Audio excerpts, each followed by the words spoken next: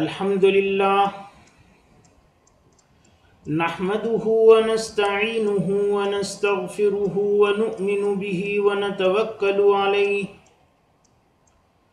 ونعوذ بالله من شرور أنفسنا ومن سيئات أعمالنا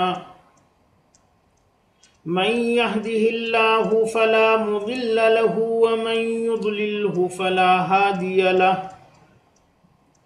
وأشهد أن لا إله إلا الله وحده لا شريك له وأشهد أن سيدنا ومولانا وحبيبنا وشفيعنا وسندنا محمدا عبده ورسوله أرسله بالحق بشيرا ونذيرا وداعيا إلى الله بإذنه وسراجا منيرا صلى الله تعالى عليه وعلى آله وأصحابه وبارك وسلم تسليما كثيرا كثيرا أما بعد فأعوذ بالله من الشيطان الرجيم بسم الله الرحمن الرحيم قلنا اهبطوا منها جميعا فإما يأتينكم مني هدى فمن تبع هداي فلا خوف عليهم ولا هم يحزنون والذين كفروا وكذبوا بآياتنا أولئك أصحاب النار هم فيها خالدون صدق الله مولانا العظيم وصدق رسوله النبي الكريم ونحن على ذلك لمن الشاهدين والشاكرين والحمد لله رب العالمين۔ بزرگوں اور بھائیوں، حضرت آدم علیہ نبینا وعلیہ الصلاۃ والسلام کو جب ان کی ایک غلطی کی وجہ سے، ایک لغزش کی وجہ سے جنت سے نکالا جا رہا تھا اور دنیا میں بھیجا جا رہا تھا، اس وقت اللہ عز و جل نے حضرت آدم علیہ السلام سے ایک بات ارشاد فرمائی تھی۔ قرآن کریم میں سورہ بقرہ میں چوتھے رکوع کے آخر میں بھی وہ بات ذکر کی گئی ہے، اور سورہ طٰہٰ کے آخر سے پہلے والے رکوع میں بھی وہ بات ذکر کی گئی ہے۔ اللہ تعالی نے حضرت آدم علیہ نبینا وعلیہ الصلاۃ والسلام سے فرمایا تھا کہ آدم، یہ جو تمہیں جنت سے نکالا جا رہا ہے اور دنیا میں بھیجا جا رہا ہے، اس سے یہ نہ سمجھ لینا کہ جنت ہمیشہ کے لیے تمہارے ہاتھ سے نکل گئی،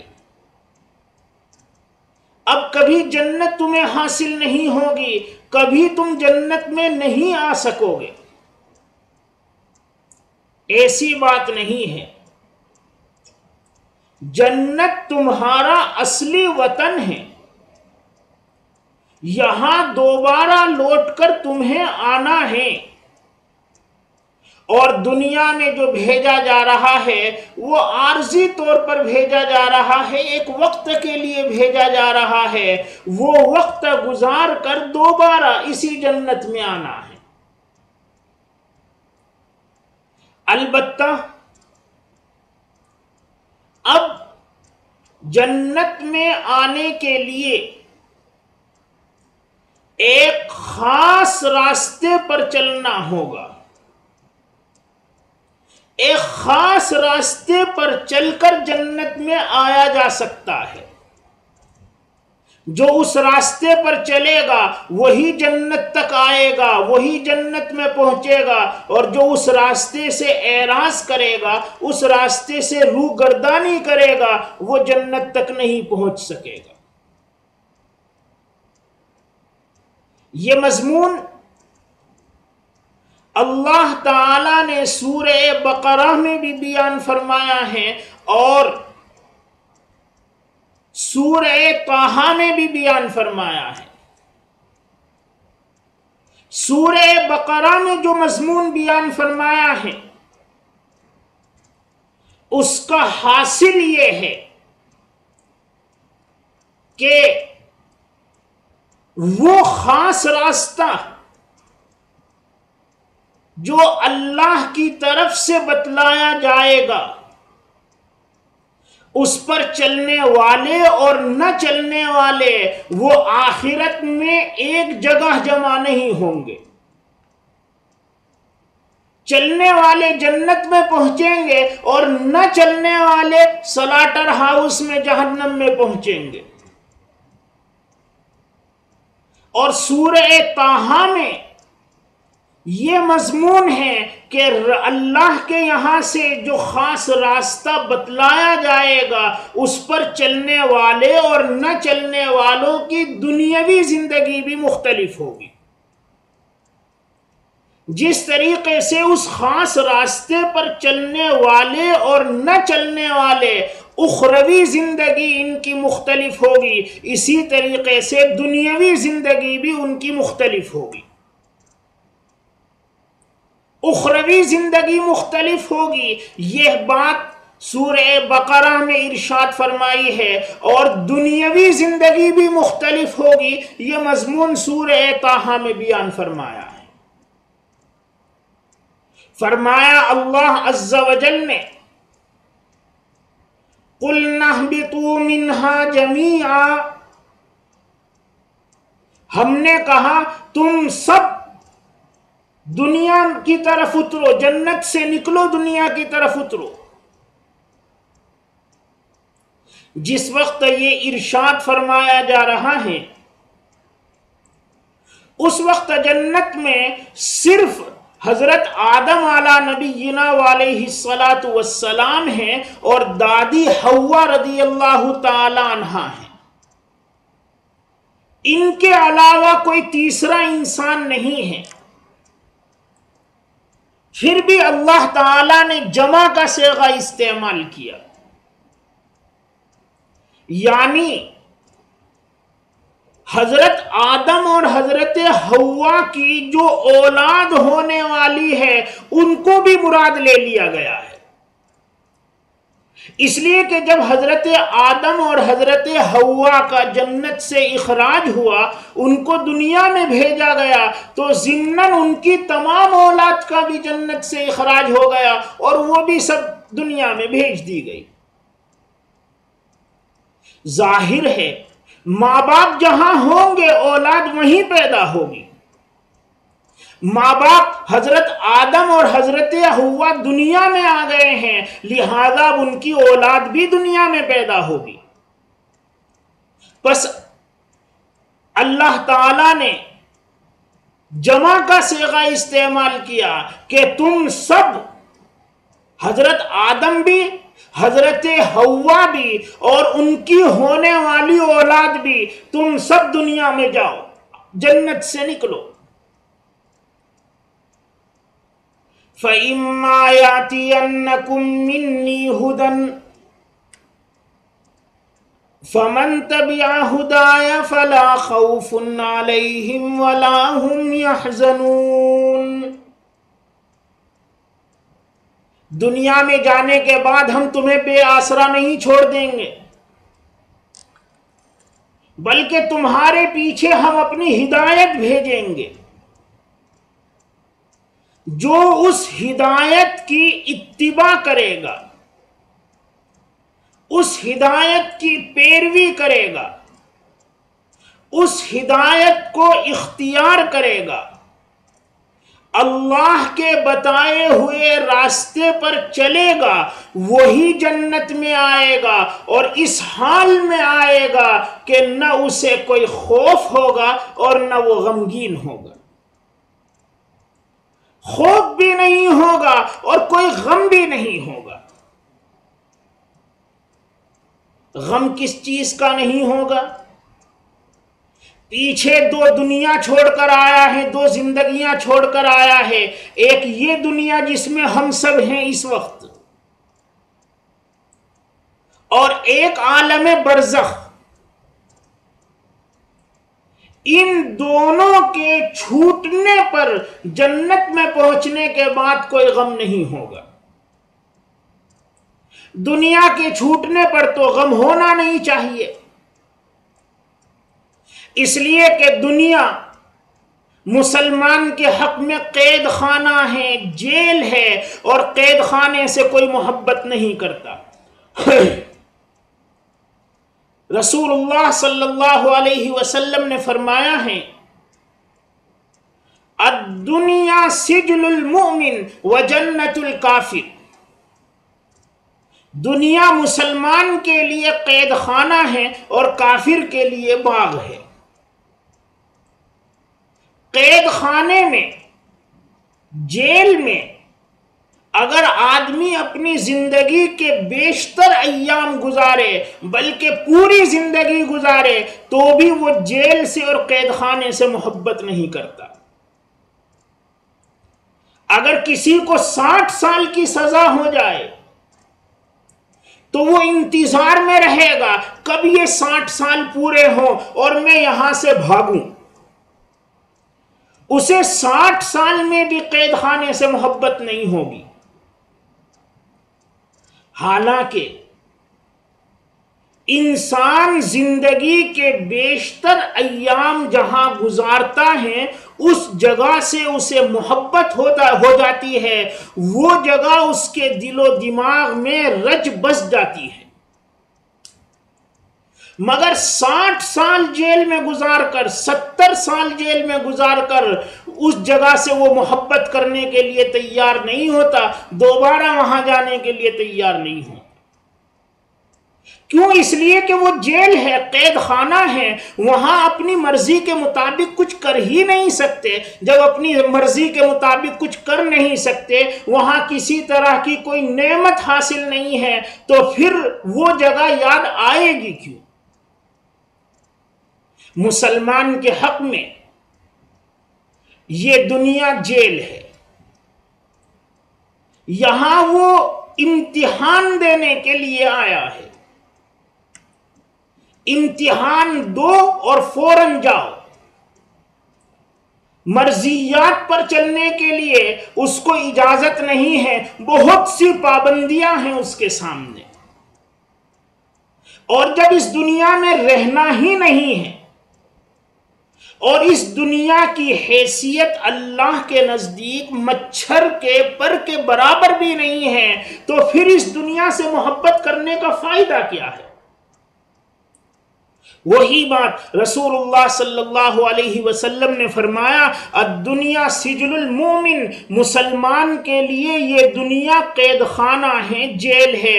یعنی مسلمان مجبوراً اس دنیا میں رہتا ضرور ہے، اللہ نے اس دنیا میں بھیجا ہے تو وقت یہاں گزارنا ہے، مگر اسے اس دنیا سے محبت نہیں ہوتی اور نہیں ہونی چاہیے۔ پھر جب آنکھ بند ہوگی تو اگلی دنیا میں منتقل ہوگا جس کا نام عالم برزخ ہے۔ وہاں مسلمان کو، خاص طور پر متقی، پرہیزگار اور نیک صالح بندے کو خوب نعمتوں سے سرفراز کیا جائے گا۔ حدیث شریف میں ہے، اس کی قبر کو منور کر دیا جائے گا، قبر کو تا حد نظر کشادہ کر دیا جائے گا، جنت کی طرف سے کھڑکی کھول دی جائے گی، وہاں سے دھیمی دھیمی خوشبو آئے گی اور ہوائیں عمدہ عمدہ آئیں گی۔ اس کے علاوہ بھی اور بہت نعمتیں حاصل ہوں گی، مگر جنت میں پہنچنے کے بعد جنتی عالم برزخ کو بھی یاد نہیں کرے گا اور عالم دنیا کو بھی یاد نہیں کرے گا، اور ان دونوں زندگیوں کے چھوٹ جانے پر اس کو کوئی غم نہیں ہوگا، اس لیے کہ غم اس وقت ہوتا ہے جب نعمت ہاتھ سے نکل جائے۔ یہاں نعمت ہاتھ سے نہیں نکل رہی ہے، بلکہ جتنی نعمت حاصل تھی اس سے کہیں زیادہ مل رہی ہے۔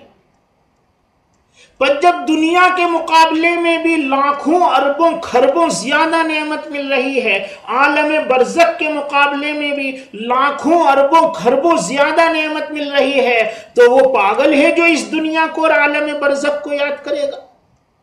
بالکل یاد نہیں کرے گا۔ اور دنیا کے چھوٹ جانے پر اور برزخ کے چھوٹ جانے پر اس کو کوئی غم نہیں ہوگا، اور جنتی کو کوئی خوف بھی نہیں ہوگا، ڈر بھی نہیں ہوگا۔ کس چیز کا ڈر؟ جیسے پہلے جنت میں رکھے گئے تھے،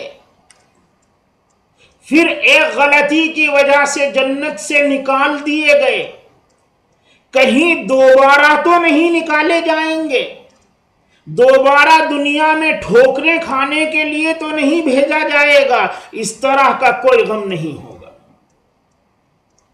اب جو جنت میں پہنچے گا وہ دائمی پہنچے گا، ہمیشہ ہمیش کے لیے پہنچے گا، جنت سے نکلنے کا کوئی خوف نہیں ہوگا۔ اگر کسی کو نعمت حاصل ہو مگر اس سے یہ کہہ دیا جائے کہ ایک وقت کے بعد ہم یہ نعمت تم سے لے لیں گے، تو وہ نعمت اس کے لیے پھیکی ہے۔ لیکن اگر یہ کہہ دیا جائے کہ یہ نعمت جو تمہیں دی گئی ہے یہ ہمیشہ کے لیے تمہارے لیے ہے، ہمیشہ تم اس نعمت سے سرفراز رہو گے، تو پھر وہ شاداں فرحاں ہو جائے گا۔ اب جو دوبارہ جنت ملے گی، جنت کی نعمتیں ملیں گی، وہ اسی طرح ملیں گی کہ ان نعمتوں کے چھوٹنے کا خوف نہیں ہوگا، وہ ہمیشہ رہنے والی نعمت ہوگی۔ پہلے حضرت آدم اور حضرت حوا کو جو جنت میں رکھا گیا تھا وہ محض اور محض اللہ نے اپنے فضل و کرم سے رکھا تھا۔ اب جب دوبارہ جنت میں بندے پہنچیں گے تو بھی اگرچہ محض اور محض صرف اور صرف اللہ کے فضل و کرم ہی سے پہنچیں گے، اپنے اعمال کی بدولت کوئی جنت میں نہیں پہنچ سکتا۔ جنت میں جو جائے گا اللہ کے فضل و کرم سے جائے گا، اللہ کی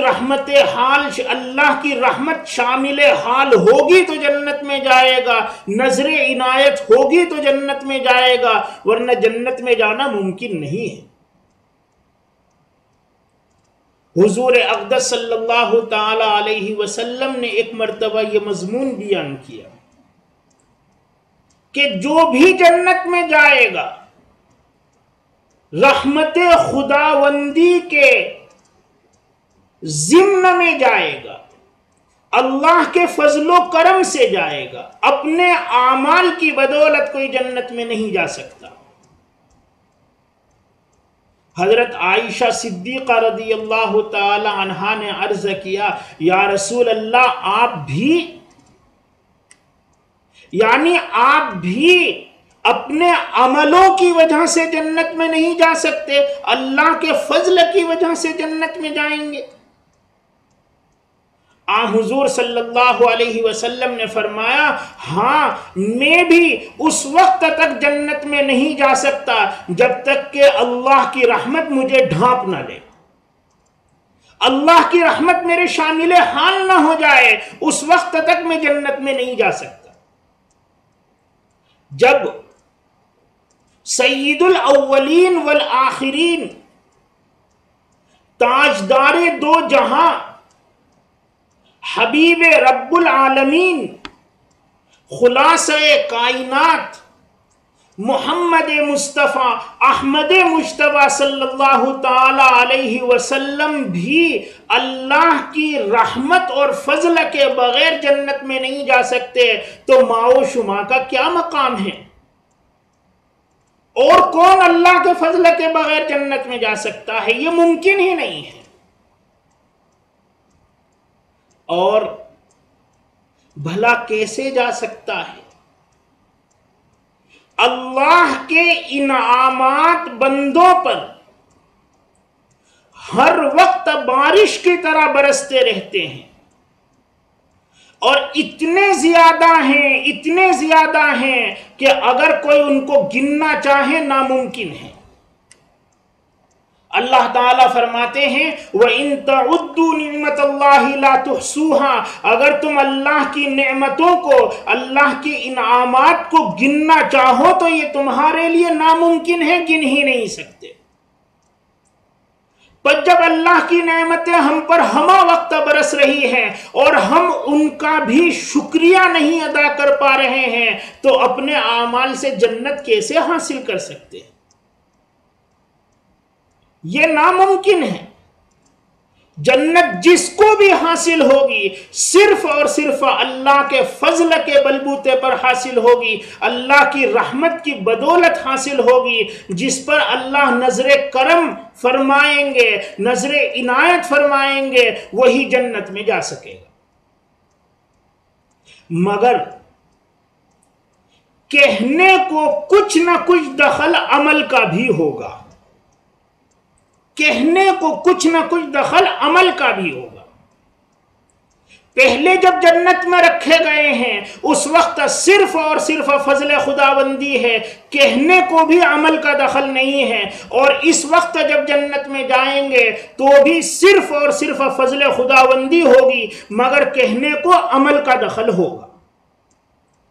اس لیے اس بار جو جنت ملے گی وہ دائمی ہوگی، اور ایسی دائمی ہوگی کہ دوبارہ وہاں سے نکل کر دنیا میں آنے کا کوئی خوف نہیں ہوگا۔ وہی بات اللہ عز و جل نے اس آیت پاک میں فرمائی ہے فَإِمَّا يَأْتِيَنَّكُم مِّنِّي هُدًى فَمَن تَبِعَ هُدَايَ فَلَا خَوْفٌ عَلَيْهِمْ وَلَا هُمْ يَحْزَنُونَ، میں جو ہدایت بھیجوں گا اس ہدایت کی جو اتباع کرے گا، اس راستے پر چل کر جو جنت میں آئے گا، نہ اس کو کوئی غم ہوگا اور نہ کوئی خوف ہوگا، وہ بغیر غم اور بغیر خوف کے ہمیشہ ہمیشہ کے لیے جنت میں رہے گا۔ وَالَّذِينَ كَفَرُوا وَكَذَّبُوا بِآيَاتِنَا أُولَئِكَ أَصْحَابُ النَّارِ هُمْ فِيهَا خَالِدُونَ۔ اور جو لوگ اللہ کے یہاں سے آئی ہوئی ہدایت کا اتباع نہیں کریں گے، اللہ کے یہاں سے آئی ہوئی ہدایت سے روگردانی کریں گے، اللہ کے یہاں سے آئی ہوئی ہدایت سے اعراض کریں گے، اللہ نے جو طریقہ زندگی گزارنے کا بتلایا ہے اس کو اختیار نہیں کریں گے، بلکہ ہماری آیتوں کی تکذیب کریں گے، ہدایت کا انکار کریں گے، جھٹلائیں گے، ان کے لیے جنت میں کوئی جگہ نہیں ہے، بلکہ ان کے لیے سلاٹر ہاؤس تیار کیا گیا ہے، جہنم۔ ان کو جہنم میں رہنا پڑے گا، اور وہ بھی ہمیشہ ہمیشہ کے لیے وہاں رہیں گے۔ جس طریقے سے مسلمان اللہ کی ہدایت ماننے والے جنت میں ہمیشہ ہمیش رہیں گے. اسی طریقے سے کافر و مشرک یعنی اللہ کے یہاں سے آئی ہوئی ہدایت کا انکار کرنے والے، اللہ کی آیتوں کی تکذیب کرنے والے، وہ بھی ہمیشہ ہمیش کے لیے جہنم میں رہیں گے. جنت و جہنم ایمان و کفر کی جزا و سزا ہے. جنت ایمان کی جزا ہے اور جہنم کفر کی سزا ہے. اور جنت بھی دائمی عمل ہے اور ایمان بھی ابدی عمل ہے اور کفر بھی ابدی عمل ہے، لہذا اس کی جو جزا ہے وہ بھی ابدی ہے اور اس کی جو سزا ہے وہ بھی ابدی ہے. انسان عمل کرتا ہے، وہ ایک وقت تک کرتا ہے، پھر وہ عمل ختم ہو جاتا ہے. نماز پڑھنی شروع کی، 5-10 منٹ میں فارغ ہو گیا. حج میں گیا، 2-3 دن میں فارغ ہو گیا. روزہ رکھا، صبح سے شام تک فارغ ہو گیا. زنا کر رہا ہے، کچھ وقت کے بعد فارغ ہو گیا. چوری کر رہا ہے، کچھ وقت کے بعد فارغ ہو گیا. عمل تو ختم ہونے والا ہے، مگر ایمان وہ ابدی حقیقت ہے، اسی لیے اس کی جو جزا ہے جنت وہ بھی ہمیشہ کے لیے ہے. اور کفر و شرک یہ بھی ابدی حقیقت ہے، لہذا اس کی جو سزا ہے جہنم وہ بھی ہمیشہ کے لیے ہے. بہرحال ہدایت کو ماننے والے اور نہ ماننے والے، ان میں آخرت میں یہ فرق رہے گا کہ جو ماننے والے ہیں وہ جنت میں جائیں گے اور جو نہ ماننے والے ہیں وہ جہنم میں جائیں گے. اور دنیا میں بھی فرق رہے گا. کیا فرق رہے گا؟ اس کو اللہ عز و جل نے سورہ طٰہٰ میں بیان فرمایا ہے. ارشاد فرمایا قُلْنَا اهْبِطَا مِنْهَا جَمِيعًا فَإِمَّا يَأْتِيَنَّكُم مِّنِّي هُدًى فَمَنِ اتَّبَعَ هُدَايَ فَلَا يَضِلُّ وَلَا يَشْقَىٰ. ہم ہدایت بھیجیں گے، جو اس ہدایت کی اتباع کرے گا، پیروی کرے گا، اس ہدایت کو اختیار کرے گا، قبول کرے گا، وہ گمراہ نہیں ہوگا. گمراہ یہ 2 لفظ ہیں. ایک ہے گم، اردو میں بہت استعمال ہوتا ہے، گم کرنا، گم ہونا. اور دوسرا لفظ ہے راہ، یہ فارسی لفظ ہے، اس کے معنی ہے راستہ. جو اللہ کے یہاں سے آئی ہوئی ہدایت کی اتباع کرے گا وہ گمراہ نہیں ہوگا، یعنی وہ راستہ جو جنت تک لے جانے والا ہے اس راستے کو گم نہیں کرے گا، سیدھا جنت میں پہنچے گا. ایک شخص نے کہا کہ ہمیں جامع مسجد جانا ہے. ہم نے اس سے کہا کہ بالکل ناک کی سیدھ چلے جاؤ. اب اگر اس نے ہماری بات مانی اور ناک کی سیدھ چلا گیا، جامع مسجد پہنچ جائے گا، راستہ گم نہیں کرے گا. اور اگر ہماری بات نہیں مانی، اس گلی میں گھستا ہے، اس گلی میں گھستا ہے، ادھر جاتا ہے، ادھر جاتا ہے، تو وہ گمراہ ہو جائے گا، یعنی راستے سے بھٹک جائے گا اور جامع مسجد تک نہیں پہنچ سکے.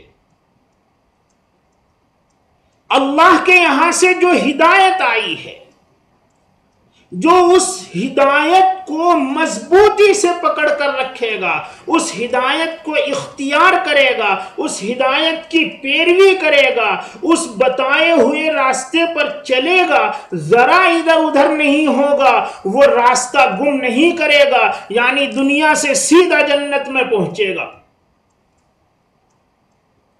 ولا یشقا، اور نہ وہ بدبخت ہوگا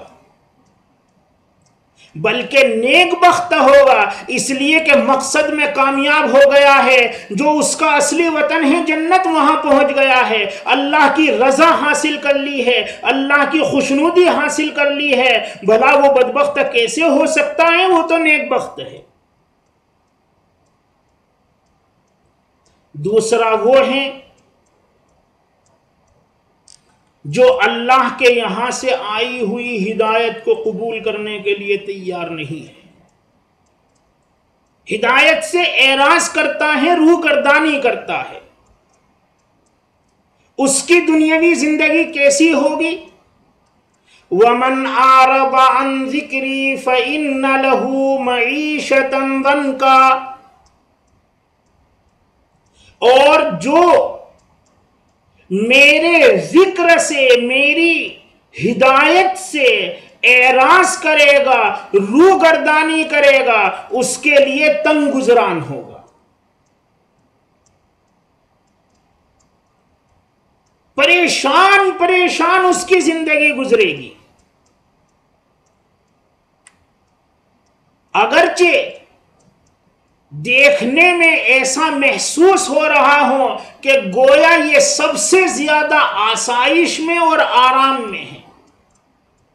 دنیا میں بہت لوگ ہیں، بہت کافر ہیں، دنیا بھر کی جتنی نعمتیں ہیں سب ان کو حاصل ہیں، بڑے بڑے بنگلے ہیں، بینک بیلنس ہے، بڑی بڑی دولتیں اکٹھی کر رکھی ہیں، نوکر چاکروں کی فوج ہے، گاڑیوں پر گاڑیاں ہیں، ایسا لگتا ہے کہ ان سے زیادہ خوش نصیب کوئی نہیں، لیکن ان کے قریب جا کر دیکھو تو ان کی پریشانی کا یہ حال ہے کہ گولی جب تک نہ کھائیں ان کو نیند بھی نہیں آتی، ان کا گزران اتنا تنگ ہے کہ گولی کھائے بغیر نیند بھی نہیں آتی، ہر وقت ٹینشن میں رہتے ہیں کہ کہیں یہ مال ضائع نہ ہو جائے، کہیں کوئی مار نہ دے، کہیں چوری نہ ہو جائے، یہ نہ ہو جائے، وہ نہ ہو جائے، انہیں ہر وقت ایک ٹینشن ہے۔ آپ کہیں گے کہ بہت سے مسلمان ہیں جو اللہ پر یقین رکھتے ہیں، ہدایت کی اتباع کرتے ہیں، انبیاء کرام کو مانتے ہیں، حضور اقدس صلی اللہ تعالی علیہ وسلم کی رسالت کی گواہی دیتے ہیں، نماز روزے کے پابند ہیں، مگر صورتحال ان کی بھی ایسی ہے کہ ان کی زندگیاں بھی تنگ ہیں۔ تو اس کا جواب ایک واقعہ سناتا ہوں، اس سے سمجھو۔ امام اعظم ابو حنیفہ علیہ الرحمہ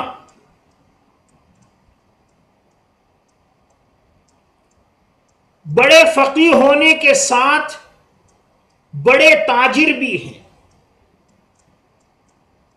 حضرت کا ایکسپورٹ امپورٹ ہوتا ہے مال، ایک ملک سے مال آتا ہے، دوسرے ملک میں مال بکنے کے لیے جاتا ہے، بڑا لمبا چوڑا کاروبار ہے حضرت کا۔ ایک مرتبہ بڑی مقدار سامان کی پانی کے جہاز سے کسی ملک میں بغرض تجارت جا رہا ہے، اچانک سمندر میں طوفان اٹھا اور جہاز غرق ہو گیا، اور جو لوگ تھے، غلام تھے، وہ بھی ختم ہو گئے اور سارا مال بھی ضائع ہو گیا۔ منیجر نے آ کر امام اعظم ابو حنیفہ علیہ الرحمہ کو صورتحال بتلائی کہ فلاں ملک جو تجارت کا مال ہمارا جا رہا تھا، راستے میں وہ جہاز غرق ہو گیا ہے اور اتنا نقصان ہو گیا، بہت بڑا نقصان ہوا تھا۔ حضرت امام اعظم علیہ الرحمہ تھوڑی دیر کے لیے سر نیچے ڈال کر بیٹھ گئے۔ تھوڑی دیر کے بعد سر اٹھایا اور کہا الحمدللہ۔ منیجر کو بڑی حیرت ہوئی کہ یہ موقع الحمدللہ کہنے کا نہیں ہے، نقصان کی اطلاع دی گئی ہے، انا للہ پڑھنے کا موقع ہے، مگر حضرت الحمدللہ کہہ رہے ہیں۔ مگر منیجر کی پوچھنے کی ہمت نہ ہوئی۔ پھر ایک وقت کے بعد کہیں تجارت کا مال گیا ہوا تھا، اللہ کے فضل سے وہ مال سارا بک گیا اور بہت بڑا نفع حاصل ہوا۔ وہی منیجر پھر خوشی خوشی آیا اور آ کر اطلاع دی کہ فلاں ملک میں جو ہمارا مال گیا تھا وہ سارا بک گیا ہے اور اتنا بڑا نفع حاصل ہوا ہے۔ حضرت تھوڑی دیر کے لیے پھر سر نیچے جھکا کر بیٹھ گئے۔ تھوڑی دیر کے بعد سر اٹھایا اور فرمایا الحمدللہ۔ اب منیجر سے رہا نہیں گیا، اس نے عرض کیا کہ حضرت ایک بات سمجھ میں نہیں آئی،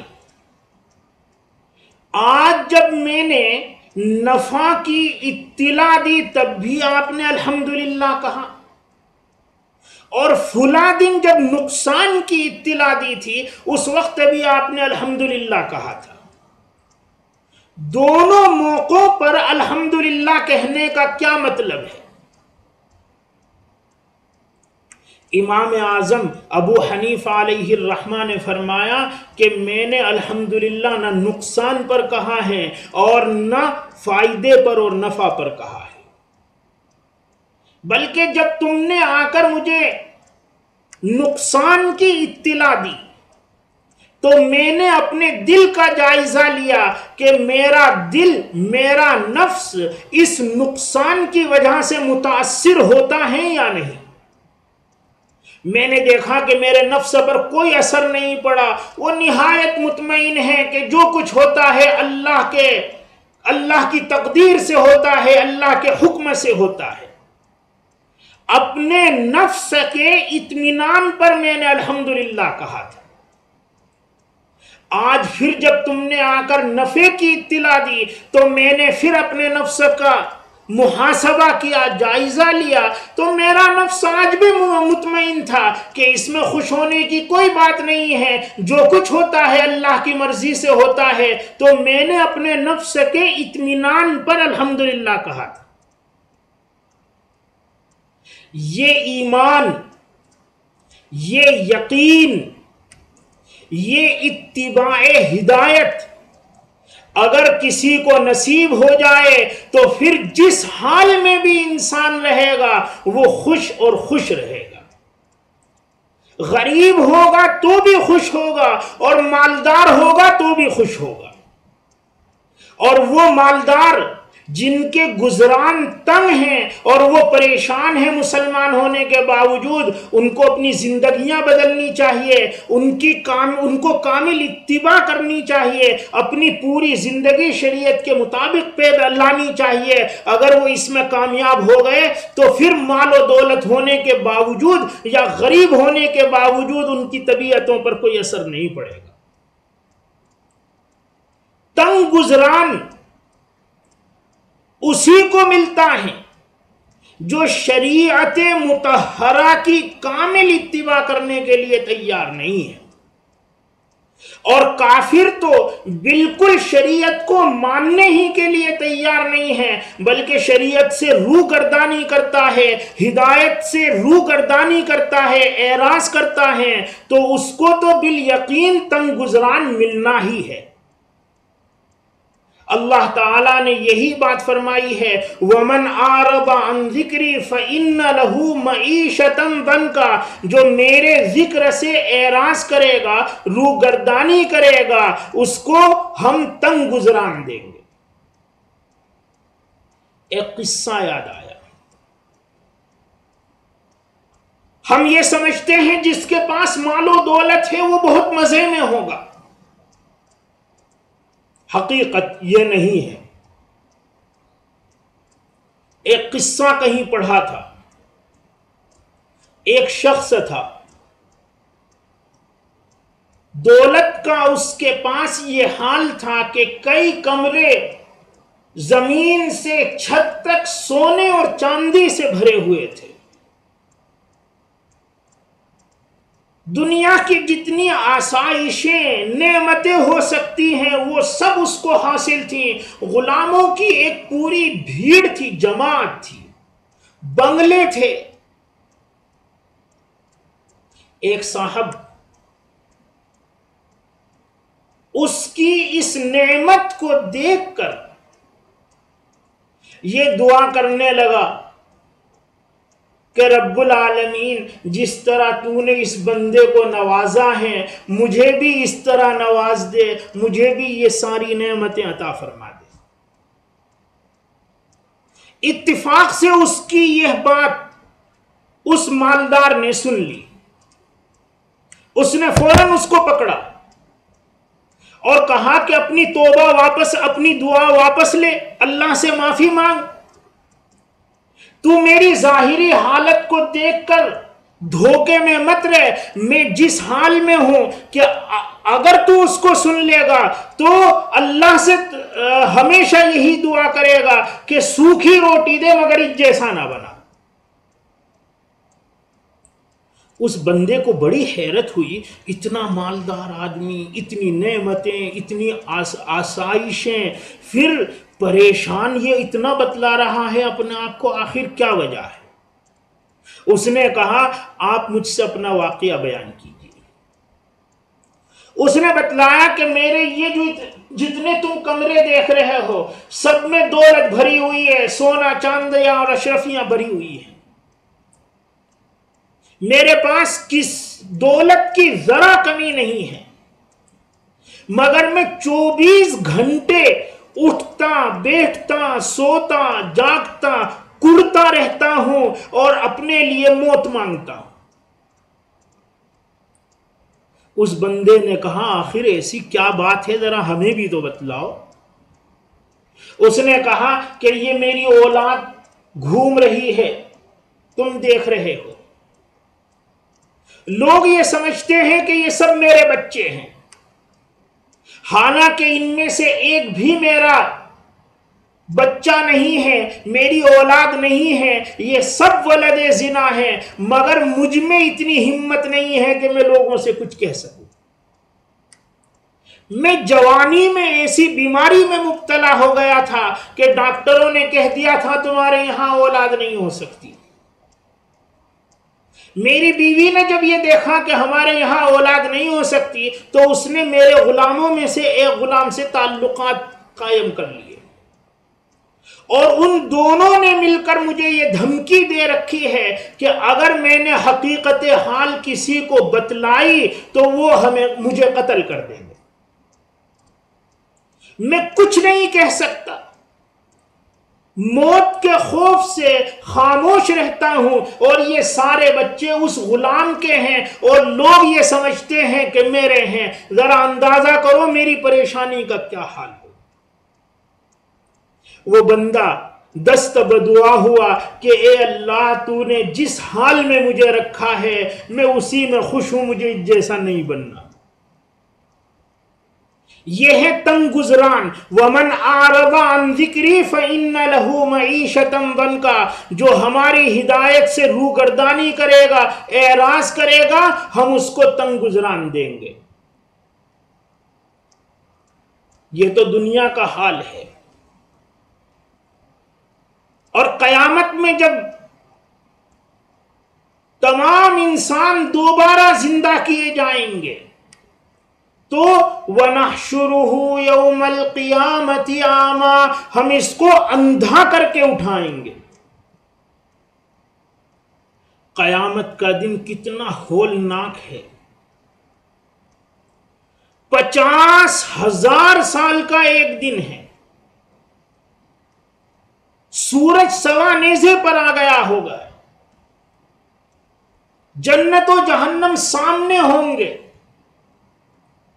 نفسانی نفسی نفسی کا عالم ہوگا، باپ بیٹے کو، بیٹا باپ کو، ماں کو، ماں اپنی اولاد کو پہچاننے کے لیے تیار نہیں ہوگی، یہاں تک کہ بڑے بڑے انبیاء کرام علیہم السلام بھی نفسی نفسی میں ہوں گے۔ اس وقت یہ نابینا اور اندھا ہو کر اٹھایا جائے گا۔ ذرا غور کیجئے کتنی بڑی سزا اس کے لیے یہ ہے۔ وہ عرضہ کرے گا، قال رب لم حشرتنی اعمی وقد کنت بصیرا، اے میرے پروردگار، آپ نے مجھے اندھا کر کے کیوں اٹھایا ہے؟ میں تو دنیا میں بینا تھا، سب کچھ نظر آتا تھا، دیکھنے والا تھا، پھر آج مجھے اندھا کر کے کیوں اٹھایا ہے؟ قال كذلك اتتك آیاتنا فنسیتها وكذلك اليوم تنسى، پوچھا جائے گا ہم نے انبیاء کے توسط سے ہدایت بھیجی تھی، اس ہدایت کو مانا تھا، اس ہدایت کو دیکھا تھا، اس ہدایت کو اختیار کیا تھا؟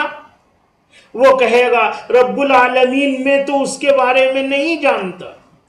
تو فرمایا جائے گا تو بینا تھا کہاں، تو اندھا ہی تھا۔ جب تو نے ہمارے یہاں سے آنے والی ہدایت کو دیکھا ہی نہیں، اس کو اختیار ہی نہیں کیا، اس کو قبول کیا ہی نہیں، انبیاء کرام کو جانا ہی نہیں، اللہ کی معرفت کو اختیار ہی نہیں کی، تو پھر تو بینا تھا کہاں، تو اندھا تھا، اس لیے آج تجھے اندھا کر کے اٹھایا گیا ہے۔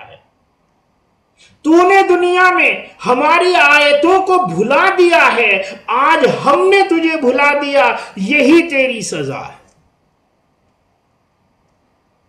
وقت بہت ہو چکا ہے، بات بہت طویل ہو گئی ہے، بات کو سمیٹتا ہوں۔ اللہ کے یہاں سے جو ہدایت انبیاء کرام علیہم السلام کے توسط سے آئی ہے، اس کو قبول کرنے والے اور اس ہدایت سے اعراض کرنے والے آخرت میں بھی الگ الگ ہوں گے اور دنیاوی زندگی کے اعتبار سے بھی الگ الگ ہوں گے۔ آخرت میں ہدایت قبول کرنے والے جنت میں ہوں گے اور ہدایت سے اعراض کرنے والے جہنم میں ہوں گے، اور دنیا میں ہدایت قبول کرنے والے سیدھے دنیا سے چل کر جنت میں پہنچ جائیں گے، راستہ گم نہیں کریں گے، اور وہ خوش نصیب بندے ہوں گے۔ اور ہدایت سے اعراض کرنے والے بدبخت بھی ہوں گے، بد نصیب بھی ہوں گے، حقیقی راستہ گم کرنے والے بھی ہوں گے، اور ان کی زندگی تنگ بھی ہوگی۔ یہ ان آیات پاک کا خلاصہ ہے جو میں نے آپ حضرات کے سامنے تفصیل سے بیان کیا ہے۔ اللہ تعالیٰ سے دعا کرنی چاہیے کہ رب العالمین ہمیں ہدایت کی پیروی کرنے والا بنائے، ہدایت کی اتباع کرنے والا بنائے، اپنی مرضیات پر چلنے والا بنائے، اور کلمہ طیبہ اور حضور اقدس صلی اللہ علیہ وسلم کی رسالت پر ہمیں موت عطا فرمائے۔ وآخر دعوانا الحمد للہ رب